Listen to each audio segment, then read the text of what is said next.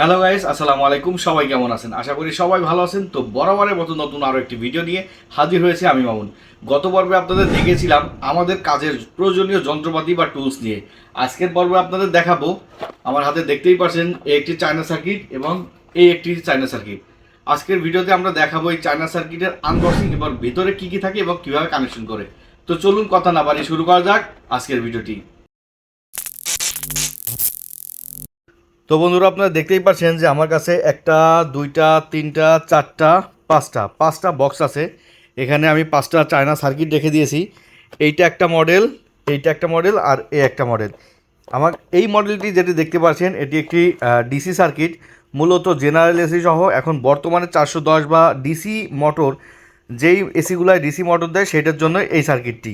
আপনারা দেখতে পাচ্ছেন এটার মডেল হচ্ছে QD55 ডিসি। এটি একটি ডিসি মোটরের জন্য এই সার্কিটটি। এখানে লেখাই আছে যে স্পেশাল ইউজ ফর 310 ভোল্ট, মানে 310 ভোল্ট ডিসি ফ্যানের জন্য।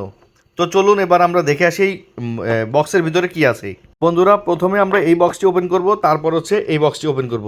তো দেখি আগে এই বক্সের ভিতরে কি আছে।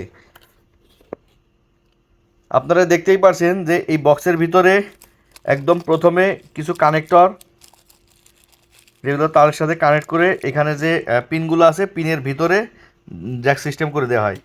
এরপরে একটি ট্রান্সফরমার দেয়া। ট্রান্সফরমারটি আপনারা দেখতেই পাচ্ছেন 220 ভোল্ট, আর আউটপুট হচ্ছে 14 ভোল্ট।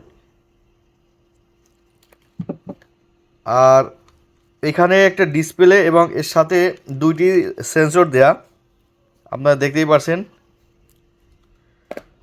এরপরে যেটি আছে সেটি হচ্ছে একটি রিমোট। এটি একটি ফোল্ডিং স্লাইডিং রিমোট।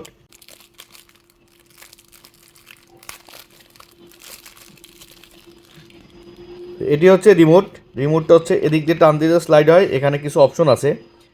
অপশনের ভিতরে প্রথমে হচ্ছে পাওয়ার, তারপর টেম্পারেচার আপ, টেম্পারেচার ডাউন, এরপর মুড চেঞ্জ করা যায়, তারপর ফ্যান, এরপরে swing, timer, time plus, time minus, sleep, T cool আর টি ওয়ান। তো আমাদের এত কিছু দরকার নেই। আমরা সাধারণত যেই অপশনগুলো ইউজ করি সেটা হচ্ছে power off on, temperature, fan আর মুড, এই জিনিসগুলোই আমরা ইউজ করি। এরপরে হচ্ছে আমরা যে মূল যে সার্কিট বা মূল আকর্ষণটি, এইটি দেখব। তো চায়না সার্কিট সাধারণত এই টাইপেরই হয়, ওরা অল্প জিনিসের ভিতরে সব কিছু দিয়ে দেয়। তো এখানে দেখা যাচ্ছে যে এই একটি রিলে দেখা যাচ্ছে। এই রিলেটা মূলত হচ্ছে কম্প্রেসার, আউটডোর থেকে ইনডোরের কানেকশন এইটার ভিতরে আসে। আর বাদ বাকি যে জিনিসগুলো আছে সেম হুবহু সেম এরকমই অন্য সার্কিটগুলোও এইখানেও। এখানে শুধুমাত্র অন্য সার্কিটের পার্থক্য হচ্ছে এটি হচ্ছে ডিসি সার্কিট এবং এটি হচ্ছে এসি সার্কিট। তো বন্ধুরা, আপনারা যদি এই সার্কিটটি কানেকশন করতে চান কিভাবে করবেন আমি আপনাদের সহজেই দেখিয়ে দিই। এই যে সার্কিটটি আপনারা দেখতেই পাচ্ছেন যে এই কানেকশনটা এখানে হবে। আমি সহজেই আপনাদের জাস্ট একটু বর্ণনা করে দিই, উল্টা করা যাবে না, কারণ এই যে নিচে এটার সাথে এটা যাবে। আর এই যে এইটি দেখতে পাচ্ছেন, এটি হচ্ছে 2 পিনের, এই যে এই পাশে কানেকশন হবে। সিম্পল জিনিস। এরপরে ডিসপ্লে আপনাদের একটু দেখাই। এরপরে ডিসপ্লের কানেকশন ডিসপ্লেতে। দেন এই যে দুইটা সেন্সর আছে, আমরা দুইটি, একটি রুম টেম্পারেচার সেন্সর এবং একটি পাইপ টেম্পারেচার সেন্সর। তো আমরা হচ্ছে এখানে দেখেন দুইটা কালার দেয়া আছে, একটি হোয়াইট কালার এবং একটি রেড কালার। আমরা হোয়াইট কালারটা হোয়াইট কালারই ব্যবহার করব এবং রেড কালারটি রেড কালারে। তো দেখেন আমাদের কানেকশন হয়ে গেল। এখন কথা হচ্ছে আমরা পাওয়ার লাইন কিভাবে দিব, কি করব।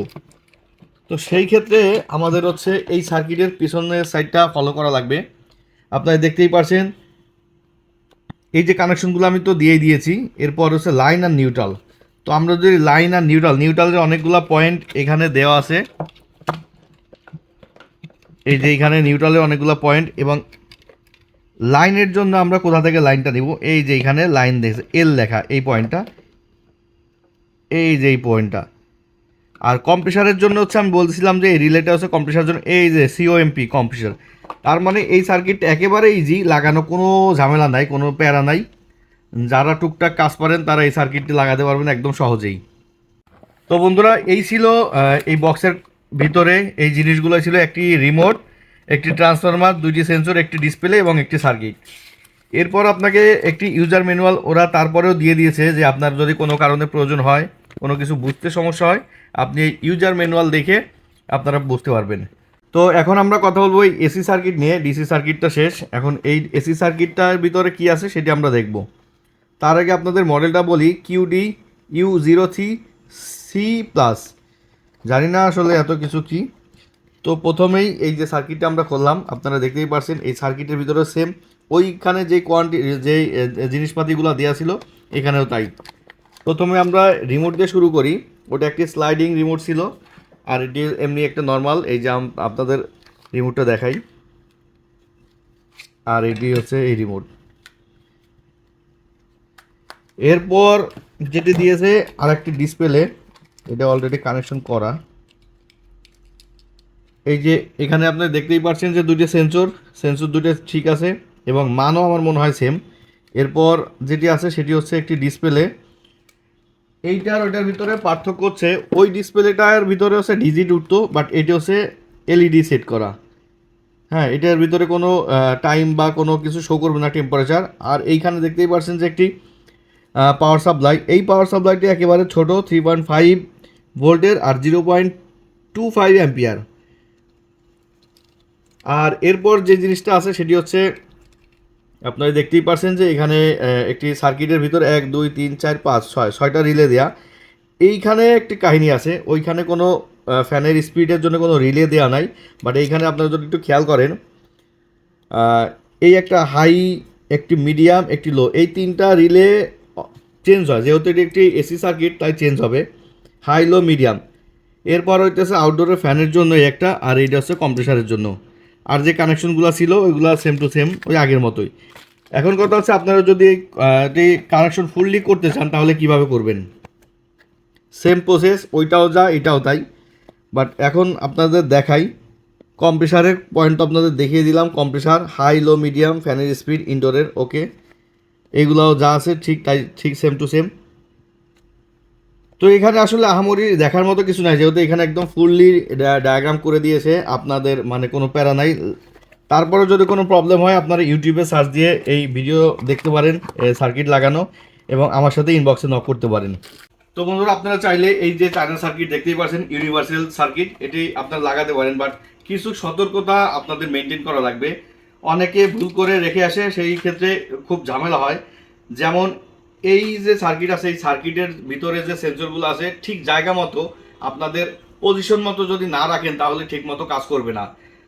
যেমন প্রবলেম হতে পারে যে আপনারা কম্প্রেসার 2 ঘন্টা বা 1 ঘন্টা পর রুমের টেম্পারেচার যখন নেমে আসবে অটো করবে, বাট যদি সেন্সর জায়গা মতো না থাকে অথবা ঠিক পরিমাপ মতো জায়গায় না থাকে তাহলে এই অটো না করার ফলে বিদ্যুৎ বিল বেশি আসবে, অথবা আপনার কম্প্রেসারের স্থায়ীকাল নষ্ট হয়ে যাবে।